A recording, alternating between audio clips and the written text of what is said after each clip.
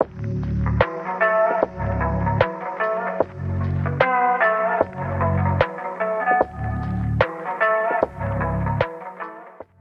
traders, welcome back. I want to go over how I typically trade or set up a trade plan following news or breaking news from Benzinga Pro.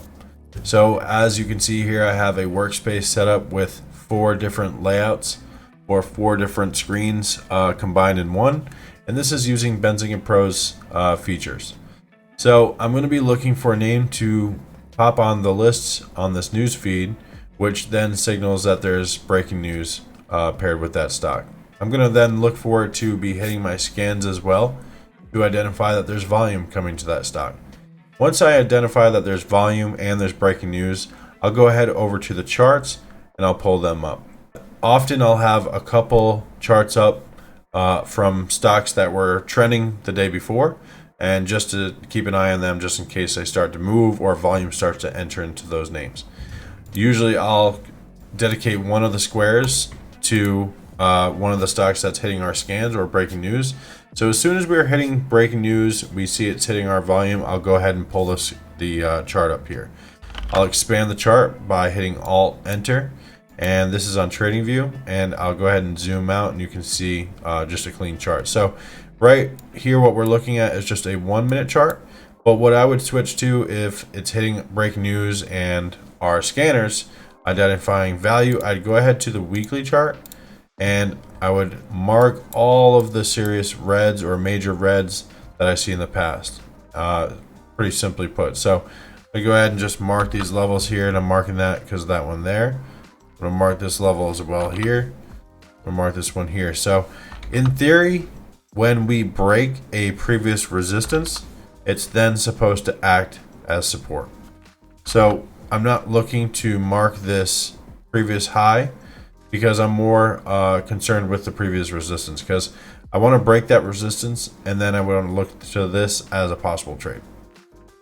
And you'll see why here in a second. So I'm going to mark all these levels.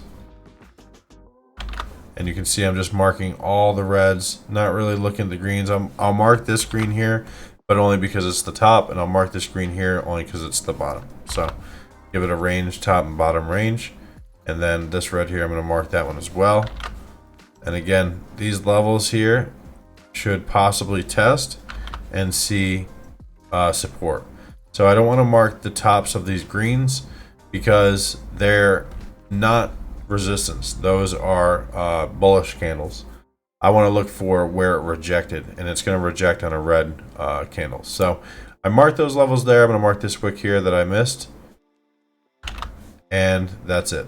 So I'm good there on the weekly chart. I'm going to switch now to a daily chart, and I'm going to zoom out just a little bit. I'm going to look for, here's one here. I'm going to look for any reds that have a wick that have not been covered.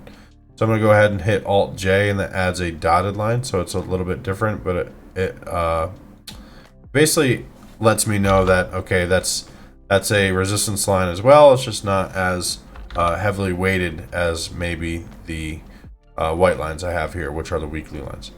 So I marked this one over here, and I marked this one here. So those are those lines you see there. I'm going to mark this one as well. So that right there. Okay. So I'm pretty happy with that. I think we're good there. I think maybe I could come in here and possibly mark this area here, but I'm not too concerned with that one because we're over here right now. So I'm going to switch now to the 1-minute chart. I'm going to reset my chart and scroll down, and as you can see, we have now an area of value. So although these lines are pretty far away, typically when we're making these lines or these areas of value or support and resistance, typically what's happening is the stock's already trending. This is a downtrending stock I'm using as an example. But if it was an uptrending stock, if we were having breaking news and it was gapping up, you would see that these levels would then come into play as possible resistance. So you can see how 331, once we break that level, maybe you would enter your trade. In theory, that 331 being a previous resistance would now hold as a support level, and then in which case that 365 would then become a target. as I always tell my Discord and anyone who I trade with, I always keep in mind the half and whole dollar. So when I say that, I'm saying although we have 331 and 365 areas of value, I would also keep in mind that 350 is going to hold weight as an organic resistance.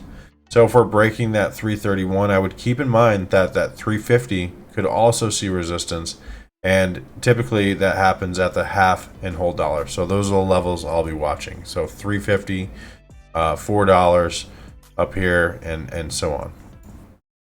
We also know that if we break this 365 and we get above that, we look at that as a support level. We can then look at these lines above, which are the dotted lines, which were made on the daily time frame, that hold a little bit less weight than the weekly, as maybe areas to scale out in thinking that it may see a little pressure once it enters this area. But that 484 from the 365 is the major gap that I'm seeing. So that's how I would mark the support and resistance lines, and typically that's how I'd be trading it. So we saw DTST this previous pre-market, and in the Discord we were going over this one, and this is what happened. So like I was saying, it started to gap up. So this is within, these are 1 minute candles. So 1, 2, 3, 4, 5. So 1, 2, 3, these 3 candles, and within those 3 and then these 2 retrace candles, this is when I'd be marking the chart. So this would be hitting our scan, which it did. It had an earnings report, and then paired with the earnings, it then started to pick up in volume and price action as well. So it's then easy to develop a trade plan for this one. So I then switched to the weekly time frame, and then I marked the levels of resistance that I've seen in the past, and then I switched to the daily and do the same thing. And so you can see this purple line here, this purple dotted line is a daily resistance line, which is now going to be acting as a support level. But again, I'm really more keen on these white lines because they hold a lot more weight, because they are made with the weekly time frame, which holds a little bit more value and weight than a daily time frame. Any larger time frame you use, even if you use, say, the monthly time frame, you may have bigger levels of support and resistance. But I found that the weekly and the daily, using it like this, for me, has just kind of worked. So with this trade, what we can see here is after we marked our chart, within 1, 2, 3, 4, 5 minutes, we had our time to mark our chart. And you can usually do this within a couple minutes if you have practice, if not less. So we had these levels marked. We know that this is a resistance, and we were below it when we had it marked. We then tested that line of resistance and rejected. We then tested again and closed on the line. So in this situation, you can choose to buy a starter size or go in with a starter size to anticipate the break and the hold of this level. But it was when this candle here broke and closed above that level is when I look at this as a really bullish trade, because that's confirmation there. So we broke that resistance. It should then in theory hold as support, in which case it then tested, and you can see it tested this top level here. So it's not a huge trade in there, but this is a trade plan, and it allows for a 6-7% scalp. And again, these are minute candles. So if you entered on the retrace or the pullback back down to this area of value, and then sold on this next one, you were in the trade for 2 minutes. So this is a 2-minute trade to get 7%. It's not huge, but you can see how using these support and resistance lines can help aid in your entries and exits. So we use these to develop our strategy and our trade plan. And this one also, I don't have it on here now. I can put the EMAs here like that. And you can see that we actually touched down on the purple 9 EMA and tested this area of value. Okay, so we had a 9 EMA here after a breaking news or ER play. And we can see that we bounced off here, never testing this stop level, which a lot of people know that this is a trade I like to take as well. So this one I did wait until we broke this level because although we were in this level and gaining support, I thought that we may see resistance here. So I was a little bit more patient to wait for the confirmation. But we can see after we broke this level of 296, which is also a whole dollar level, we then went all the way up to 381. So to break that level, which is down here of the 292 or $3 here, if you were buying at the break of 3 and you held to the top here, it's a 80-cent move, 27% move. So it's a really nice trade, and this is all during the pre-market on a 1-minute chart. So by the time open happened, you could sell out of your position, which it looks like a lot of people did, and then maybe you could look to these levels to then make trades. We could see how this also tested this level here around 9:42 a.m.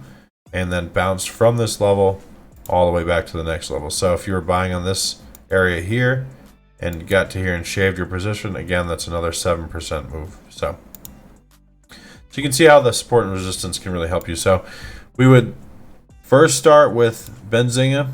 We're going to start with the news. We're going to start with what we have here. We're going to go ahead and develop our trade plans off of this news feed. So we're going to use the news feed and the scanners that we have to identify volume and identify value into these stocks. And then we're going to go ahead and pull it up on our charts and then mark levels using the weekly and daily levels. Okay, so this is what I do, and this is how I game plan or strategize when I'm trading. So I hope that helped you guys. If it did, leave a like and a comment down below, and I will see you guys in the next video. Thank you.